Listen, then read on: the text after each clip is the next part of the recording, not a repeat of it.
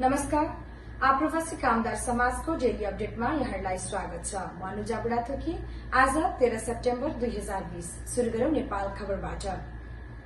नेपालमा उद्योग तथा वाणिज्य र श्रम तथा उपभोक्ता हित गर्ने संसदीय समितिले विदेशमा अलपत्र परेका नेपालीलाई अबको 1 महिनाभित्र उद्धार गरिसक्न सरकारलाई निर्देशन दिएको छ। आइतबार श्रम, रोजगार तथा सामाजिक सुरक्षा मन्त्री रामेश्वर राय यादव र परराष्ट्र मन्त्रालयका अधिकारीसँगको छलफलपछि समितिले विदेशमा अलपत्र नेपालीको उद्धारमा सरकारी निकायहरूले प्रभावकारी कार्य गर्न नसकेको भन्दै उद्धारमा ढिलाइ नगर्न निर्देशन दिएको हो। परराष्ट्र मन्त्रालयका सहसचिव हरिशचन्द्र घिमिरेका मुताबिक अहिले पनि विदेशमा 68,347 जना अलपत्र अवस्थामा छन्, जसलाई तत्काल उद्धार गर्नुपर्ने अवस्था छ। देशगत रूपमा सबैभन्दा बढ़ी यूएईबाट 30,076, साउदी अरबबाट 13,215, कतारबाट 11,332, कुवेतबाट 3,423 र मलेसियाबाट 7,183 नेपालीहरू तत्काल उद्धार गर्नुपर्ने अवस्थामा छन्। सरकारले गत जेठदेखि विदेशमा समस्यामा परेका नेपालीहरूलाई सरकारी विशेष पहलमा स्वदेश फिर्ता ल्याउन शुरू गरेकोमा हालसम्म विदेशमा अलपत्र परेका 62,494 जना नेपाली स्वदेश फर्किएका छन्। समितिले विदेशबाट नेपाली श्रमिक ल्याउँदा विदेशी एयरलाइन्सले उडान नभर्ने साउदी अरब जस्ता देशमा नेपाली वायुसेवा कम्पनीलाई जिम्मा दिन र अरू देशमा जुन एयरलाइन्सबाट ल्याउँदा छिटो र सजिलो हुन्छ त्यसैलाई प्राथमिकता दिन पनि सरकारलाई निर्देशन दिएको छ। यस्तै समितिले विदेशबाट उद्धार गरी ल्याएकाहरूलाई क्वारेन्टाइनमा राख्ने, सम्बन्धित प्रदेश र स्थानीय तहहरूमा पठाउन सहकार्य गर्न श्रम, पर्यटन र परराष्ट्र मन्त्रालयलाई निर्देशन दिएको छ। अहिलेसम्म किन उद्धार गरिएन भन्ने सांसदहरूको प्रश्नमा परराष्ट्रका सहसचिव घिमिरेले हवाई उडानको समस्याका कारण ढिलाइ भएको बताए। केही दिनअघि साउदीमा प्रधानमन्त्री केपी शर्मा ओलीकै नाम लिएर नेपालीहरूले नाराबाजी गरेका थिए। नेपाल सरकारले उद्धार गर्ला भनेर आश गरेर बसेकाहरूमा धैर्यताको बाँध फुटेर त्यस्तो हुन गएको घिमिरेले बताए। तर त्यसले नेपाल सरकारलाई थप दबाव परेको र तत्काल उद्धारका लागि थप कदम चाल्न बाध्य पारेको घिमिरेको भनाइ छ। यसैबीच नेपालमा अब पीसीआर टेस्ट गर्दा रु 2,000 भन्दा बढ़ी लिन नपाइने गरी सरकारले नियमन गरेको खबर छ।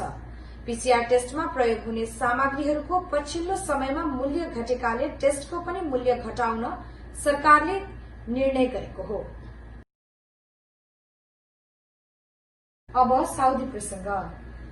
साउदी अरबले आगामी जनवरी 1, 2021 पछि कोभिड-19 संक्रमणका कारण अवरूद्ध अन्तर्राष्ट्रिय नियमित उडान लगायतका सबै प्रतिबन्धहरू हटाउने भएको छ। साउदी प्रेस एजेन्सीले जनाए बमोजिम साउदी अरबको इकामा र भ्यालिड भिसा भएका खाड़ी मुलुकहरूका नागरिक र तिनका परिवारजन भने पर्सि सेप्टेम्बर 15 तारिकदेखि नै आवत जावत गर्न पाउनेछन्।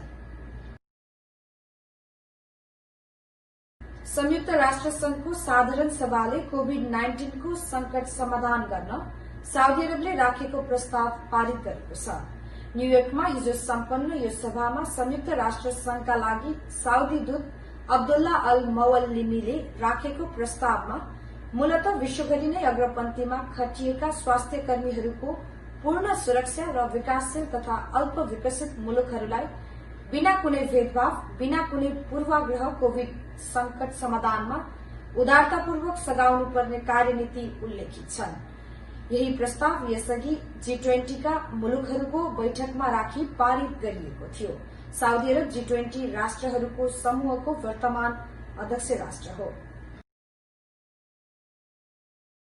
अब मध्यपूर्व खबर। लेबनानमा आप्रवासी कामदारहरू जहाँ विशेषतः घरेलु महिला कामदारहरू रहेका छन् त्यहाँ अब कफाला सिस्टम हटाइने भएको छ। श्रम मन्त्री लामिया यामिनका मुताबिक लेबनानमा आप्रवासी कामदारहरूसँग अब आइन्दा गरिने करारले सन् 2009 को श्रम कानूनको प्रावधानलाई विस्थापित गर्नेछ र अब कामदारहरूले आफ्नो पासपोर्ट आफैसँग राख्न पाउने, तलब नदिए या पासपोर्ट कब्जा गरिदिए राजीनामा दिएर स्पोन्सर चेन्ज गर्न सक्ने लगायतका स्वतन्त्रता पाउनेछन्। अहिलेसम्म कतिपयलाई बैठक कोठामै या बाल्कनीमा सुताइने गरेकोमा अब उनीहरूलाई राम्रो भेन्टिलेसन हुने अलग कोठामा चाबी दिएर राखिनेछ। उनीहरूले अब दैनिक 8 घण्टा र हप्तामा 6 दिन मात्रै काम गर्नेछन् र पनि तलब पहिलाको भन्दा बढ़ी पाउनेछन्। आईएलओकी जिना मेजरले यसलाई कफाला सिस्टमको अन्ततर्फको पहिलो कदम भनेकी छिन्। कड़ा निगरानी बिना नयाँ कानूनको कार्यान्वयन हुन नसक्ने विशेषज्ञहरू ठान्दछन्। Now time for an international news. The family of British Australian academic Dr. Kylie Moore Gilbert have said they remain strong and are far from giving up hope, as hundreds of her friends and family marked her second anniversary in Iranian detention on Sunday. Moore Gilbert was seized by the Islamic Revolutionary Guard Corps after attending a conference in Iran in 2018 and was sentenced to 10 years behind bars on espionage charges that she denies. Australia's Foreign Minister Mary Payne said, "We do not accept the charges upon which Dr. Moore Gilbert was convicted and want to see her returned to Australia as soon as possible." Last month, Moore Gilbert was moved from the notorious Evin prison, where she had faced months of solitary confinement, to Kirkuk, which is widely regarded as the worst women's prison in Iran and is known as a site of extrajudicial killings, torture and other rights violations. She has previously said her mental health is suffering in Kirkuk and she could not eat. "I feel so very hopeless. I am so depressed," she said. Moore Gilbert is an expert in Islamic studies and Middle East politics and was attending an academic conference in the holy city of Qom in September 2018 before her arrest. अब corona विशेष प्रसंग। कोभिड-19बाट विश्वभरि औसतमा नेपालमा र नेपालका प्रथम 5 गन्तव्य मुलुकहरूमा निको हुनेहरूका ताजा तथ्याङ्क यस प्रकार रहेका छन्।